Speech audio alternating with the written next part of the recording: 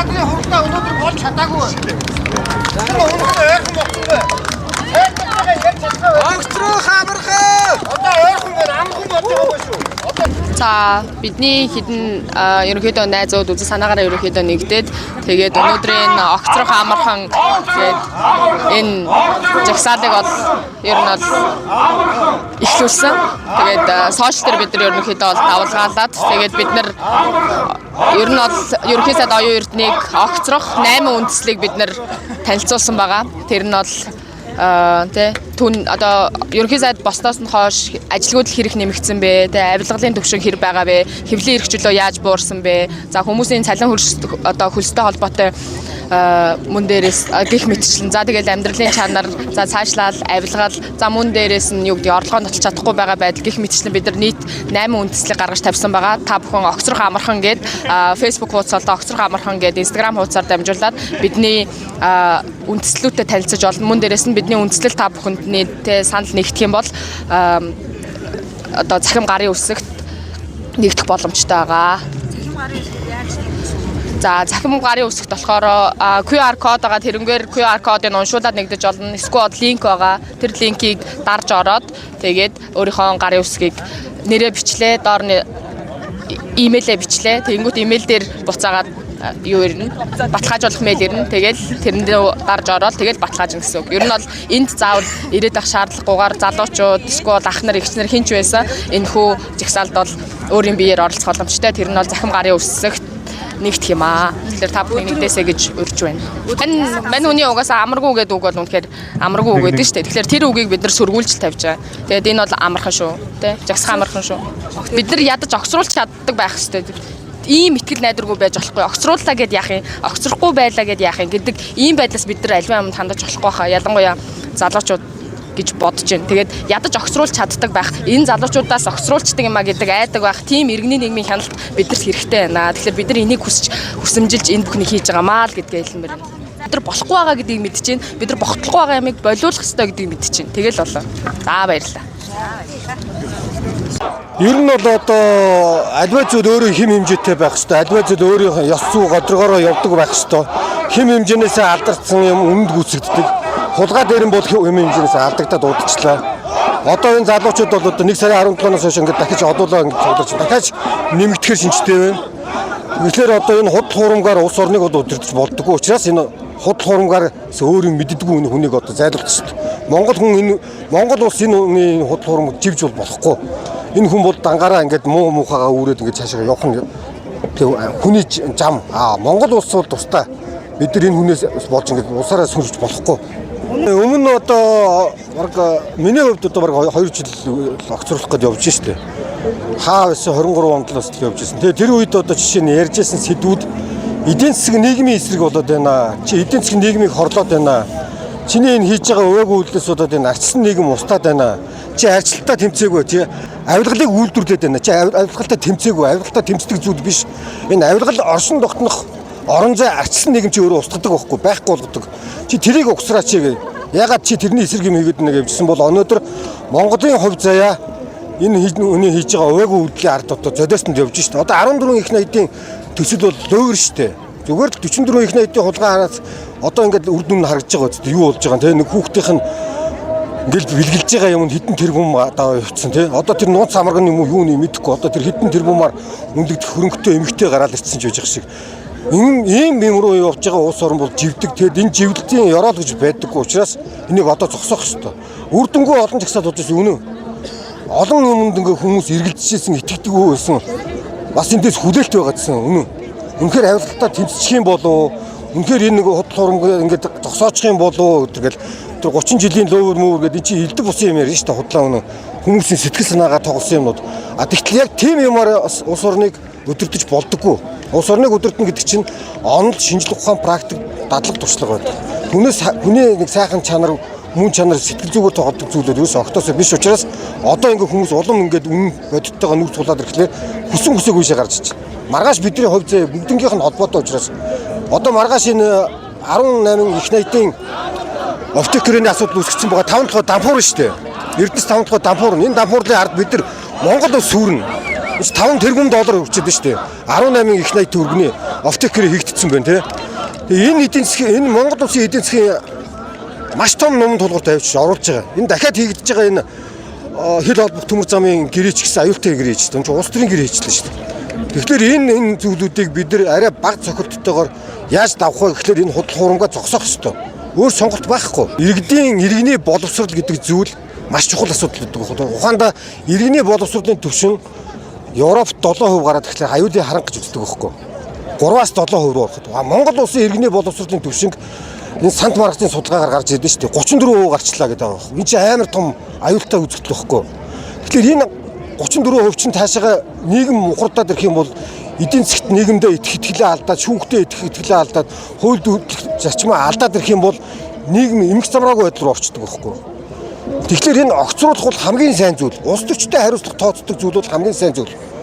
Уг нь бол одоо энэ нарцсан улсад бол энэ парламентын засаглал нь засгийн газраа хянаад энийг огцруулж явах хэрэгтэй. Гэхдээ одоохондоо бид нар хараахан тэгж чадахгүй байгаа учраас иргэдийн оролцоо зайлшгүй хэрэгтэй байгаа. Дараагийн засгийн газарт ямар хүн гарч ирэх вэ гэдэг хүмүүс байнга асуудаг. Энэ засгийн газар нэгдүгээр томилогдохдоо хууль бус байсан бохгүй. Хууль нь болохоор үндсэн хууль зөрчсөн. Сонгуулийн тухай хууль зөрчсөн. Улс төрийн намын хууль зөрчсөн. Улсын хурлын тухай өөрийнхөө хуулийг зөрчсөн. Тэгвэл дараагийн ээлжинд засгийн газар томилогдоход энэ хуулийн дагуугаа гарч ирэх муухай хулгай дээрэн бахан бол дахиад огцруул. Тэгжээж энэ улс төрчид биднээс айдаг ичдэг хүндэлдэг болно шүү дээ. Тийм. Тэгэхээр огцруулахаас битээ гүйцэтгэх засаглалыг огцруулахаас юус айж болдоггүй.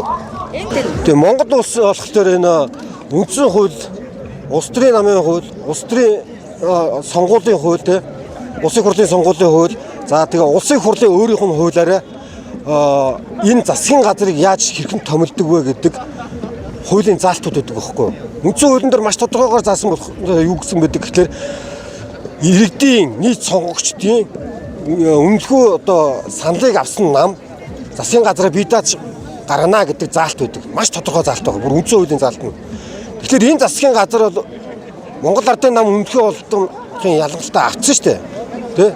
66-гийн бүлэглэл байна. Хин нэгнээс хараад бусаар засгийн газраа байгуулах ёстой. Өмнө нь болохоор хамтран засгийн ойлголт чинь болохоор юу гэдэг юм гэхээр аль нэг нам эвслэн дангаараа бие даан засгийн газар байгуулах боломжгүй тохиолдолд хамтардаг байхгүй. Тэгэхээр стандарт бус засгийн газар бол хууль бус. Тэгээ хууль бус засгийн иргэд бол хүсээгүй байхгүй. Иргэд юу хүссэн бэ гэхээр маш сайн сөрөг хүчин байх хэрэгтэй юм байна Монголд. Тэгээ сөрөг хүчний сонголтоо гаргасан. Ардчсан нам яаж байгаа юм те? Би өөрөө ардчсан намын гишүүнтэй. Манай нам бол өнөөдөр өөрийнхөө үжил баримтлалын эсрэг явж байна. Үжил санааныхаа эсрэг, үжил сурталчилгын эсрэг явж байгаа. Тэгээ ингэж бол нийгмийн журмыг өдөртөж болдоггүй. Энэ нийгмийг устгадаг. Энэ айгүй хордлонтой юм шиг байгаа. Тэгээ нэг сайхан тэгэл хүн чанар гоё ганган үгсээр өдр те улс орныг хөгжүүлнэ ч гэдэг юм уу, авилгалтаа тэмцэн ч гэдэг юм. Ийм үгсээр хөгжил дэвшил явдаггүй. Иргэчлөө чөлөөт эдийн засаг хувийн өмчн дээр л энэ эдийн засаг уршилдаг өрсөлдөөн дээр дэвшилж яадаг байхгүй. Тэгэхээр энэний эсрэг бүх юмыг хийж байгаа ч гэдэг. Яагаад татварууд ингэж нэмэгдээд байна? Яагаад иргэний нийгмийн эсрэг ингэж иргэдэн хүний эсрэг бүх хууль дүрмүүд те одоо бүх хууль дүрмүүд тийшээ орж шít. Тэгтэл одоо манай намаас гарсан хууль зүйн сайд нь авилгалын хөрөнгийг хураадаг хууль чинүүд. Тусгаасан хууль бол маш хорлонтой, маш аюултай. Монголд өнөөдөр өмч хураадаг хууль байгаа шүү дээ. Хууль бус хөрөнгийг хураадаг, хууль бус орлогыг хураадаг хууль байгаа. Яагаад тэр хууль хэрэгжихгүй байна? Энийг яаж хэрэгжүүлэх вэ гэдэг бодлогыг хийх ёстой газар нь Монгол Улсын засгийн газар гэхгүй. Тэгэхээр энэ нөгөө авилгалтаа тэмцэн гэдэг чинь хос үг байгаа зү. Жинхнээсээ бол тэр бодлого тодорхойлох төвшөнд юу хийсэн? Юу ч хийгээгүй. Тэгэхээр энэ засгийн газар бүхэлдээ худлах урмаг оюун эрдний нөгөө намтар шиг худлах урмаг болчиход байгаа байхгүй. Ер нь тэгээд нөгөө ардчсан нийгэм яг бодтоор тэгээд дэлхийн ертөнцид одоо 120 гаруй улсын ард бид нар авилгалын индексээр зогсож шүү дээ 121. Өмнө 120 улс байна шүү дээ тий. Тэр улсууд энэ нийгмийг зөв зохицлон бүрдүүлснээ хүчинд авилгалгүй болоод байгаа байхгүй. Тэр нийгэмд авилгал яаж устддаг вэ гэхлээр иргэдийн оролцоо нэмэгддэг, иргэдийн хяналт нь нэмэгддэг, иргэдийн хяналтын засаглал нь сайжирдаг. Энэ засаглалын босоо тогтолцоог нурж унц задалдаг. Эрх мэдлэл ерөөсөө төвлөрч болдоггүй. Төрийн өмч, төрийн оролцоог засагтгүйгээр бууруулсны хүчинд ингэж сайжирдаг. Тэгээ энэ нийгмээ хамгаалах нь бидний үүргээ иргэдээ. Тэгээ энэ нийгмийнхаа үнэт зүйл нь бид нар өөрсдөө байхгүй. Монгол улсын тусгаар тогтнол гэдэг бол Монгол хүний эрх чөлөө. энэ дээр байдаг. Түүнээс аливаа уус юм уу, аливаа хин нэгнээс хамаарахгүй. Энэ бидний эрхчлөөн дээр оршиж яадаг. Эрхчлөөнийхэн төлөө бүгдээрээ нэгдэх ёстой. Эрхчлөөний төлөө хинээс ч царай алдахгүйгээр ирж зогсдог байх ёстой. Өнөөдрийн олж байгаа 100 мянган төгрөг, 200 мянган төгрөгөөс чинь илүү үн цэнтэй зүйлээ. Энэ өнөөдөр бидний ууж байгаа, идэж байгаа усаагаараас үн цэнтэй зүйл. Эрхчлөөгийн минь хаагаад энэ боогоод энэ зогсоогоод байна. Энэ эрхчлөө байхгүй болсноос энэ нийгэм бүхэлдээ иргэний хаан эсрэг чиглээд дарга эрх мэдэлтүүдийг 40 сая төгрөгөөр торгодог хуулийг оюун урд Нямбатар л хийсэн шүү дээ. Тийм биз дээ. Яаж авилгахтаа тэмцээд байгаа. Үүтэн авилгачдыг торгуулаад гаргаад байгаа үстэй. 40 сая төгрөгөөр торгуулаад яваад байгаа. Энэ бодит зүйл шүү дээ. Зүгээр иргэн хүн бол хуулийн дагуу хариуцлага үүрэл явж байгаа шүү дээ. За тэгээд ийм байна. Тэгээд иргэдээ оролцоороо огцороход ойрхон ирсэн байх шүү. Засгийн газар унахад ойрхон ирсэн байх шүү. Одоо бидний ерөөсөө идэвхтэйгээр нэг 4-5 хоног зогсъё. Нэгд өдрөө хүртэл зогсъё. Дийлэн иргэдэн дийлдэг улс орон хөгждөг юм. Иргэдэн л хүчтэй улс хөгждөг юм. Уусаа хамаг юм ингээд төрдөө дээрэмдүүлээд ингээд ядуурцсан ингээд ямар ч алдах юмгүй хүмүүс энд цугласан гэж ойлгож байгаа. Тэгэхээр одоо хамгийн сүүлийнхаа одоо үн цэнтэй зүйлээ алдахгүй тулд энд цугласан гэж ойлгож. Тэгэхээр илүү олоолаа болох хэрэгтэй нэг хүмүүс яага ирэхгүй наа шүү. Ирсэн ба штэ тий. Яг үндэ нөгөө самрагч нь бие байвал яана. Яг тэгээд юу шээ одоо нөгөө нэг санаа зовоод байгаа юм болохоор 9 шидийн нөгөө хямчин лайвчин амар хүмүүс нь ирээд нөгөө нэг шал өөр юм болгоо хайчих үү. Тэгэхээр дор бүрнээ сайн анзаарахтай байгаараа тэгээд яаралтай огцрох хэрэгтэй. Тэр хүүхд мөхтэйгээ данс масыг одоо ил гаргаж чадахгүй бол тэгээд шууд огцрох шүү дээ. Одоо зөвмөрөө 8 жил харлаа энэ үнийг те. Одоо эдийн засаг ямар хуу байна? Анх доллар энэ үнийг засаг авч яхад ямар хуу байлаа? Йен юу болж байна? За сая йений үн 5 төгрөгөөр нэмэгдсэн. Манай компани бараа бүтээгдэхүүн үн 13-аас 17% нэмэгдэж байна. Юу ч зарагдахгүй байна. Бид нар мөнгөгүй болцсон. Нүүрс зарагдахгүй байгаа шүү дээ, тий. Тэгээд бидний ийм нөхцөл байдалд манай дарга нар юу хийж байгааг харж байгаа бах, тий. Будаа уурах хийлээ. За хүүхдүүдэд дагуулад одоо баахан хүмүүс дагуулад хүүхдүүд гинэ. Баахан хүмүүс дагуулад өнгөрт гой зугаалж 150 үлээ. Бидний татварын мөнгөө шүү дээ, тий. Бид нар өөрсдөө бол бид нар хизээч одоо онгоц монгосон сууж явахад одоо хамгийн хямдхан суудлыг аваад маш олон жил сарын өмнө захиалаад ингээд амар их мөнгөө хэмнэн. А эдгээр бол бидний мөнгөө хэмж байгаа нэг шиг чадах. Ёстой амараар үрж тарж ийн. Арай дэндүүд энэ зазаар дүүрэн тоосон зарагдсан шинэ машинууд байна. Жил болгон шинэ машин авч ийн. Жил болгон цавчаа хийж ийн. Бидний харж байгаа чинь Улаанбаатарын боржуурыг жил болгон сорж ийн. Тэгээ жил болгон цавчаа хийж ийн. Одоо эдгээр бүр хахад цацаа дийлхэ боллоо шүү дээ. Одоо ингээд энийг яаралтай огцруулах хэрэгтэй. Дараа нь хин гарах нь хамаа байхгүй. Энэ залуучууд бүгдээрээ улс төрийн эзэл бодолтой өндөр болох хэрэгтэй. Тэгээ дараачих нь гарч ирээд ажил хийх бол ахиад зайлуулах хэрэгтэй. Бид нар энэ улсуудад мөнгөний төлөөд ажил хийж байгаа байхгүй. Бидний өмнөөс ажил хийж байгаа шүү дээ энэ хүмүүс. Бидний өмнөөс очиод бидний мөнгийг л үлдэж ийн юм гээд бол. Аль болох бага байлгая эдрийг олон дарга биш цөөхөн дарга байлгая. Үрдэг мөнгийг багасгая, татвараа багасгая гэдэг. Ерөнхийдөө бол тэгээ цөмөрөө нэгдцгээе монголчуудаа. Жагсцгаая. За залуучуудаа идэвхтэй оролцооч ээ. Бүгдээрээ шеэрлээч ээ. Бүгдээрээ постлооч ээ. Бүгд орилж иж эдгэрний ганц хоёр юм татварыг багасгах байхаа л гэж одоо орилж. За баярлалаа.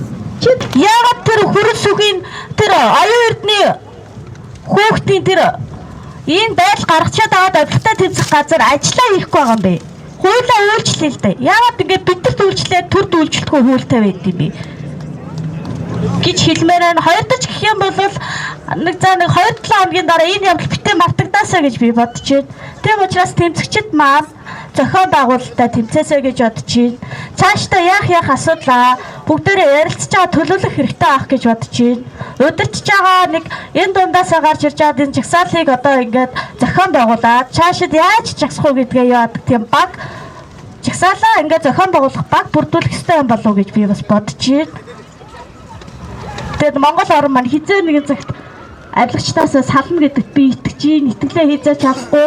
Би цаашдаач Монгол оронд амьдарсан одоо би өөр хөвтэй ч гэсэндээ Монгол оронд амьдарсаар байна. Миний үеийн эцэгчүүд юу гэж ярьдаг вэ гэхлээр миний үеийн эцэгчүүдийн мөрөөдөл өөр хөвтэй гадаадд сургах. Өнөөдөр манай Монгол улсын залуучууд хэр их гадагшаа чиглэж байна. Би эсэргээрээ баймаар байна. Өөр хөвтэй Монгол орондоо эзэн болоод Монголтой амьдраасаа гэж хүсэж байна. Тийм учраас огцрох амархан оюун эрдэнэ зүгээр та ямар ч одоо таны 6 жил ажилласан ажлын үр дүн чи өнөөдөр ингээ хүүхдэд тэрэж агсахад л хүрж байна. Та ийм л ажил хийсэн. Өөр ажил хийж байгаа ч надаас харахгүй. Оюун эрдэнэ сайдад ингэж хандаж хэлмээр байна. Оюун эрдэнэ сайдаа та хүүхдээ хүмүүжүүлж чадаагүй байна өнөөдөр. Би өнөөдөр багшгүй. Надад таны хүүхдийн өчнөө олон одоо дотоодод сурж байгаа шавнар байгаа. Та хүүхдээ хүмүүжүүлж чадаагүй байна. Таны хүүхдийн тансаглалыг бид нар бэлдэж чадахгүй. Одоо болно. Та хариуцлага хүлээн. Хариуцлагатай бай оюун эрдэнэ сайдаа.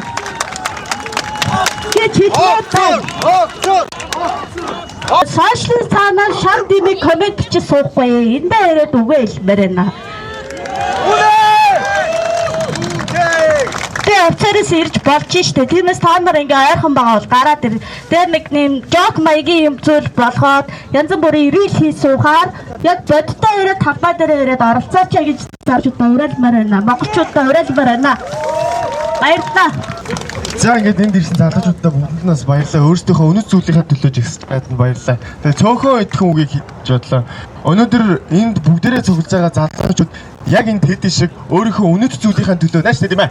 Үнэт зүйлийнхаа төлөө ийм гоё ирчвчтэй ингээд байгаарай гэж би бас хүсэж байна. Одоо бас үнэт зүйл хийж хамаагүй хамгаалдаг. Нааш ийм байгаарай гэж хүсэж байна.